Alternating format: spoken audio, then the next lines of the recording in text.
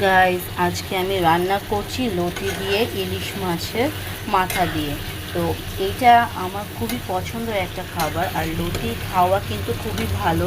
এটা শরীরের আয়রনে যে ঘাটতি আছে এটা কিন্তু রিকভারি করে। তো লতি আমি ফার্স্টে এটাকে সুন্দর করে মশলাতে কষিয়ে নিচ্ছি। আমার লতি অলমোস্ট কষানো হয়ে গেছে। তো এখানে আমি ইলিশ মাছের মাথাটা আগে থেকে কষিয়ে রেখেছিলাম, তো এটা আমি জাস্ট একটু পরে দিয়ে দিব। ইলিশ মাছের মাথাটা আমি এখানে কষিয়ে রেখে দিয়েছি, আর এখানে জাস্ট আমি লতিটা কষাচ্ছি সুন্দর মতো করে। অলমোস্ট কষানো হয়ে গেছে, আমি এখানে একটু পানি দিয়ে দিব। পানি দিয়ে আমি ঢাকনা দিয়ে এটা ঢেকে রেখে দিব 10-15 মিনিটের জন্য। এটা যখন একটু বলক চলে আসবে তখন আমি মাছের মাথাটা এটাতে দিয়ে দিব।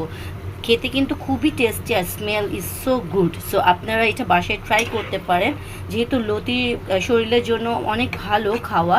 সো এইভাবে ইলিশ মাছের মাথা দিয়ে সুন্দর করে যদি লতি রান্না করে খান, আই থিঙ্ক সবার অনেক পেট ভরে ভাত খাওয়ার মতো একটা টেস্টি একটা আইটেম এটা। তো thank you, take care, bye bye. তো আমার ভিডিও বেশি বেশি করে লাইক করবেন, সাবস্ক্রাইব করবেন।